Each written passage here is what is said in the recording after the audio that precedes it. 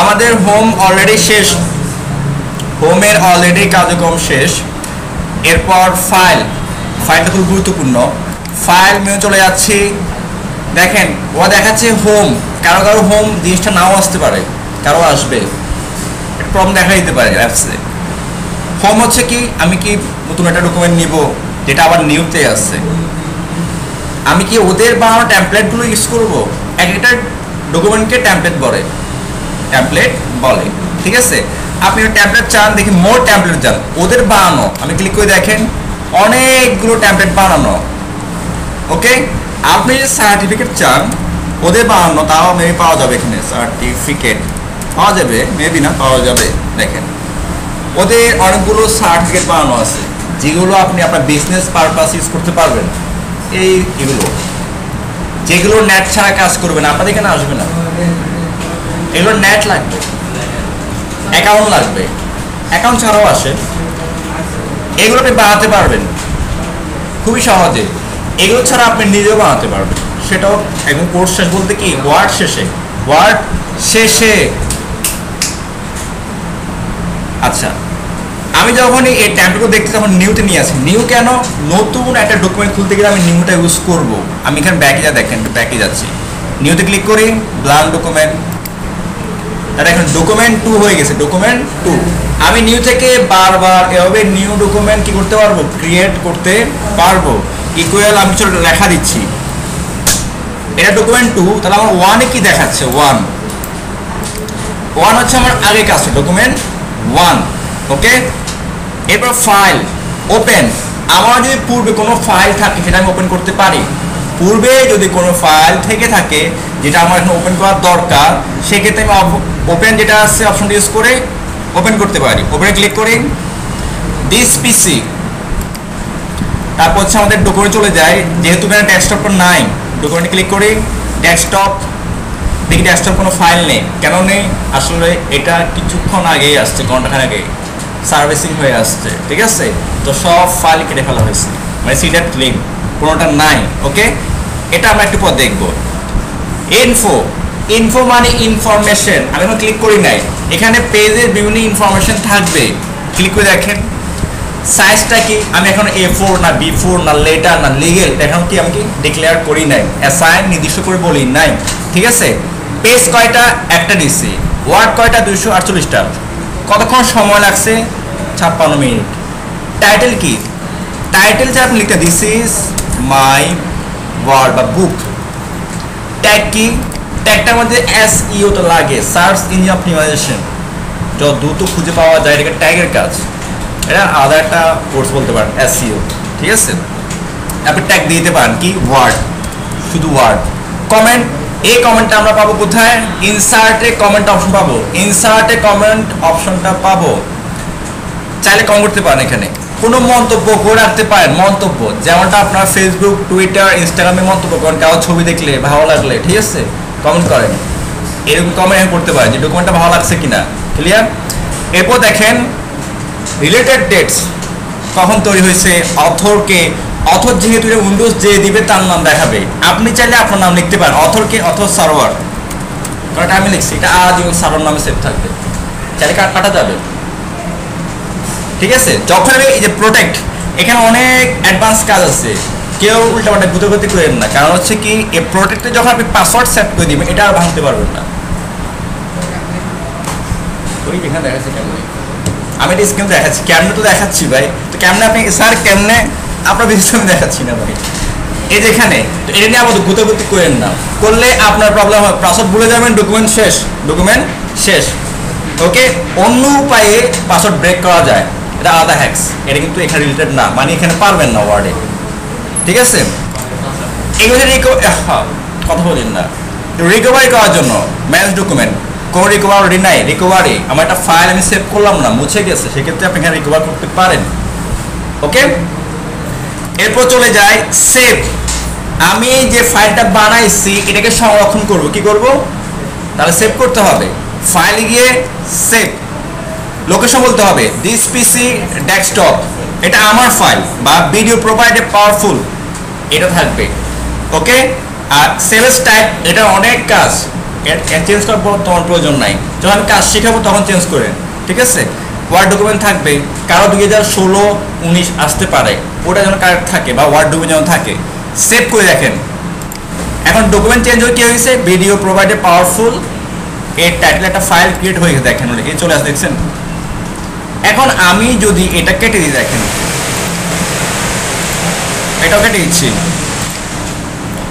আমার সেভকৃত ফাইলটা আমি ক্লিক করে দেখেন, এই যে ওয়ার্ড সার্চ করতেছে, ওকে, ওই যে সেভ করছি ওই ডকুমেন্টে থেকে গেছে, দেখছেন সেভ হয়ে গেছে। কি হয়ে গেছে, এটা সেভ হয়ে গেছে, ওকে। বাট আমি যখন এখানে কিছু লিখলাম, আবার লিখলাম, আমি আবার রাইট করলাম, এরপর সেভ করতে হবে, কি হবে, ফাইলে গিয়ে সেভ হয়ে গেছে, অথবা কন্ট্রোল এস, ক্লিয়ার। বারবার সেভ না করলে যেখান থেকে আপনি কেটে দিবেন ওখান থেকে কেটে যাবে, নতুন লেখাগুলো আর কি হবে না, সেভ হবে না, ওকে। এই হলো আমাদের সেভ। তাহলে সেভেসটা কি, আমার এই ফাইলটা অন্য কেউ নাম পরিবর্তন করে ব্যবহার করবে, আমার এই সেম ফাইলটা অন্য কেউ তার নামে ব্যবহার করবে, তখন কি লাগবে, সেভেস করলে কি হবে, সে আমার ডকুমেন্ট ইউজ করবে তার নামে, বাট আমার ডকুমেন্ট কোনো চেঞ্জিং হবে না। কেমন, এটা ভিডিও প্রোভাইডস এ পাওয়ারফুল, এই টাইটেল, ফাইলে গিয়ে আমি সেভ এস দিচ্ছি, আমাকে আবার সেভ করতে বলতেছে, দিস পিসি, বা আমি কিছু লেখা রাইট করি, দেখেন এখানে গিয়ে জাস্ট লিখি সার্ভার, আমি ওই ব্যক্তির ফাইলটাকে আমি নিয়ে আসলাম, আবার কিছু লেখা লিখে দিলাম, সার্ভার লিখে দিলাম, ফাইলে গিয়ে সেভ দিব না, কারণ সেভ দিলে কি হবে, একই ফাইলে সেভ হয়ে গেছে, আমি সে আমার নামে ফাইল হবে, ওই ফাইল ঠিক থাকবে। তো সেভ এসে যান, সেভ থেকে দিস পিসি ডেস্কটপ থেকে আমি এখানে সার্ভার লিখি, এটা আমার ফাইল, সেভ, এটা সার্ভার নামে হয়ে গেছে। দেখেন সার্ভার ফাইলে সার্ভার লেখা আছে, বাট আগের যে ফাইলটা আছে ওখানে কি সার্ভার লেখা আছে, দেখেন তো ওখানে লেখা আছে, তাহলে কি বোঝা গেল, সেভেস মানে কি, অন্য কারো বা যে কারো ফাইল আমি আমার মতো করে পরিবর্তন করে ব্যবহার করতে পারি সেভেস দিয়ে, এতে কি হবে না, যার ফাইল কল করছি ওর কোনো কপি বা চেঞ্জ হবে না, ক্লিয়ার। এরপর চলেছে দেখেন হিস্টোরি, মানে হিস্ট্রি, এটা এখানে আসবে না, এটা হচ্ছে পেড ভার্সন, টাকা দিয়ে খরচ করলে হিস্ট্রি আসবে, আরও কিছু মেনু আছে টাকা খরচ করলে আসবে, সব কিছু ফ্রি দিবেন না, এটা ইনভেস্ট করতে কোটি হাজার কোটি টাকা চলে গেছে মাইক্রোসফটের, শুধু এটা ইনভেস্ট করতে গিয়ে। আমরা করি ফ্রি, আমরা ইউজ করি কীভাবে, কিন্তু এটা বানাতে কয়েকশো ডলার লাগছে, এটা প্রতিষ্ঠানে আছে মাইক্রোসফটের, আর আমরা খুব সহজে কি করতেছি, আপডেট করে ফেলতেছি, তাই না, খুব সহজে। এটা ফটোশপ বানাতে কতটা হাজার টাকা লাগছে, কিন্তু আমরা ফ্রিতে ইউজ করতেছি, আমরা নিজে বানাতে যাই, আমার পুরো জীবন চলে গেলেও আমি শেষ করতে পারবো না, এটা ক্লিয়ার। এই জন্য এগুলো পেড ভার্সন কিনতে হয়, এখন আপাতত একটা পাবেন করে $250, $300, $400 বাৎসর, এই জন্য আমাকে ট্র্যাক ইউজ করতে হবে, কিছু করার নাই।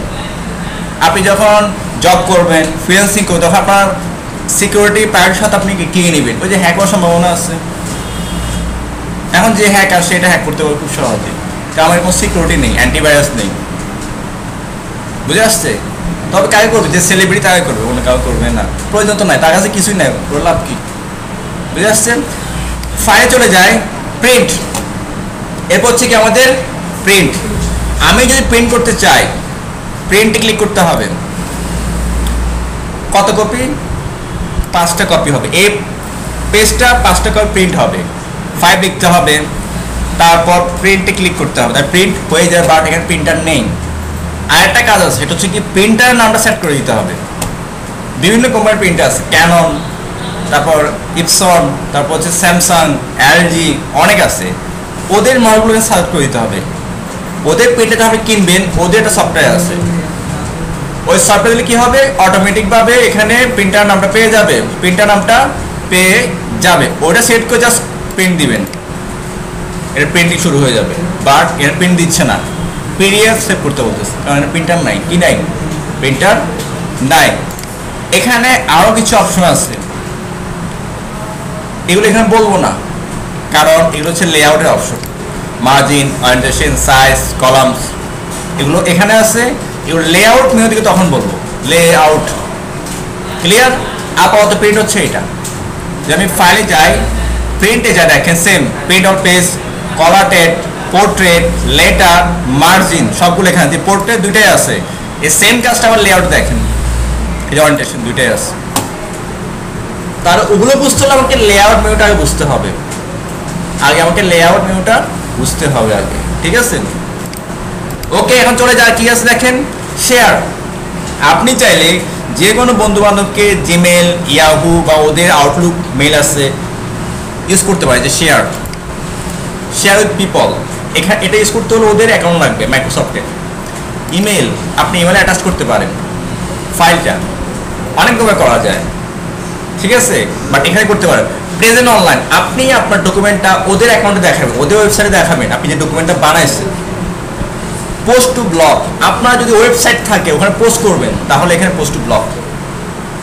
এটা হচ্ছে শেয়ার। এক্সপোর্ট, এখন একটা কাজ দেখায় কিভাবে পিডিএফ বানাবো। পিডিএফ কেউ কিছু বলতে পারে পিডিএফ কি? কেউ কি বলতে পারে পিডিএফটা কি?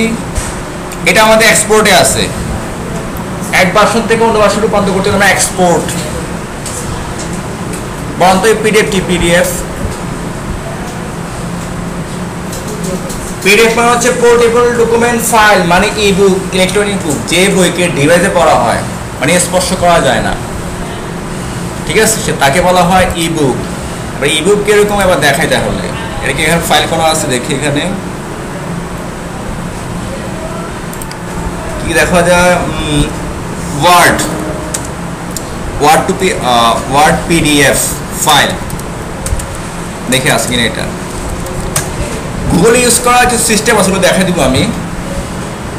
ওয়ার্ড 2003,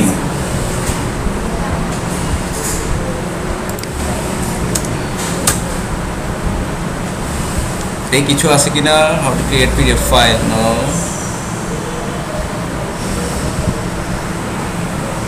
আচ্ছা, আমার এখানে কিছু ফাইল আছে। 1 মিনিট,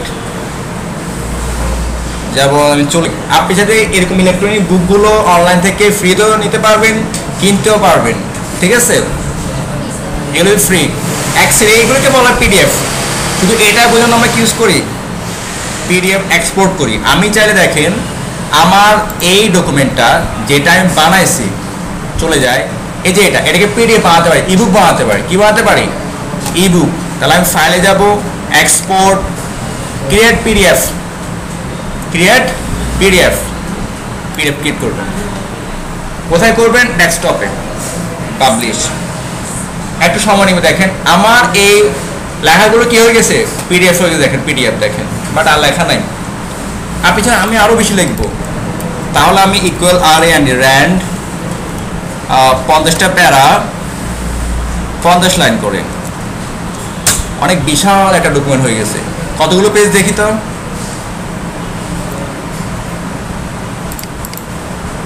যে কতগুলো পেজ, লাস্ট টাইম নিবে, অথবা ফাইলে গিয়ে যায়, ফাইলে গিয়ে ইনফো, পেজ নাম্বার, এখানে পেজ কাউন্ট হয় নাই, টাইম নিচ্ছে একটু।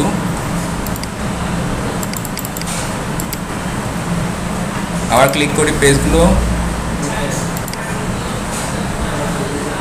দেখেন এখানে আসছে 51টা পেজ, 51টা পেজ হয়ে গেছে। এটাকে পিডিএফ বই বানাবো, এক্সপোর্ট পিডিএফ, এটা করবো ডেস্কটপে একই নামে। ইয়েস, দেখেন আমার ওই এই ডকুমেন্ট ফাইলটা, ওয়ার্ডের ফাইলটা পিডিএফ হয়ে গেল। দেখ চলে আসছে, ঠিক আছে? এটাকে আপনি এডিট করতে পারবেন না, এখানে কোনো কিছু লেখা যাবে না, এটা এখন আপনার বই হয়ে গেছে। ওকে, এই টাইপের পিডিএফগুলো বানাতে পারবেন। এই টাইপের কাজটা আমি ক্লোজ করলে কেটে যাবে, অ্যাকাউন্ট আপনারা চাইলে এখান থেকে ওদের এখানে অ্যাকাউন্ট খুলতে পারেন। তাহলে সাইন ইন, তাহলে কি হবে? Sign in. কিছু থিম আছে, কালার ভুলে যান, ব্ল্যাক, থিম চেঞ্জ হবে। ওকে, আর ফিডব্যাক, আপনি অ্যাপসটা ইউজ করে কেমন লাগলো সেটা আপনি জানাতে পারেন। অপশন, এটা হচ্ছে ওদের সেটিং, এটা চেঞ্জ করার দরকার নাই, আর প্রত্যেকটা অ্যাপসের সেটিং থাকবে, নিজস্ব সেটিং থাকবে। ওকে, এ হলো আপনাদের